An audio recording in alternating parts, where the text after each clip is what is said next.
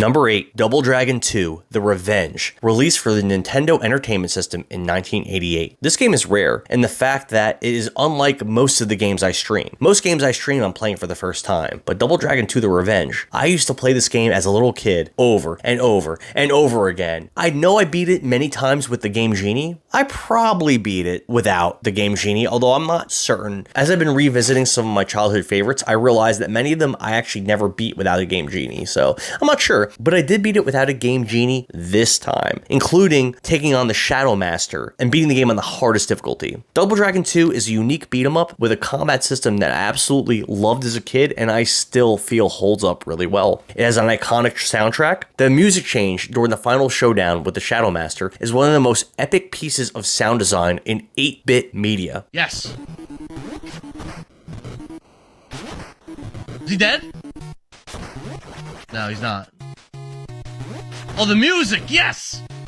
There's great enemy variety in this game. The pacing is really good for such a short title. It has a memorable NES era challenge, but it's not too hard. There is some punishing knockback and pit deaths and things like that, and the co-op friendly fire can be frustrating, but wow, is this game fun. I played this a little bit with my buddy Majin Dab. Bimmy and Jimmy were arguing over their shared girlfriend Miriam throughout the whole adventure. I had to go back and beat it myself because doing it with Majin Dab, we weren't able to do it, but I did beat the whole game, again, by myself, solo, defeat the Shadow Master. It was great. The platforming in this game sucks, but for some reason, it overwhelms me with nostalgia, and I kind of love it. Also, there's not that much platforming. It's a short game, and there's only a few platforming sections, so it's fine. I greatly prefer this game over Double Dragon 1, Double Dragon 3, Super Double Dragon 4. The only beat-em-up game I've ever played that is comparable to Double Dragon 2 is Streets of Rage 2, but honestly, after 2025, I've got to say, Double Dragon 2 is king. It is the best beat-em-up game that I've ever played, and I recommend that you play it.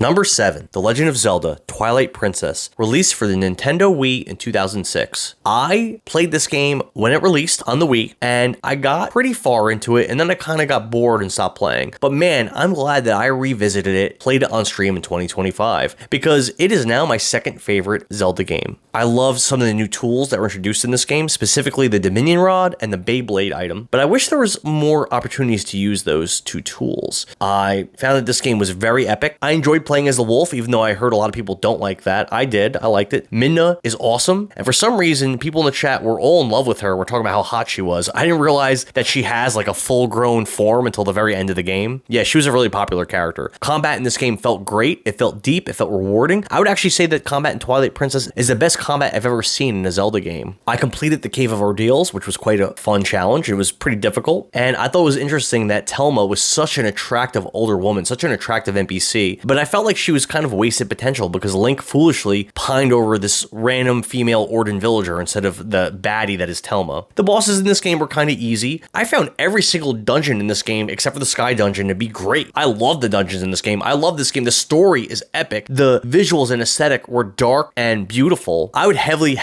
recommend this game. This is Endara Gaming. Absolutely do play. Like I said, it's my second favorite Zelda game, and the Zelda franchise is just chock full of excellent games. So definitely check this one out.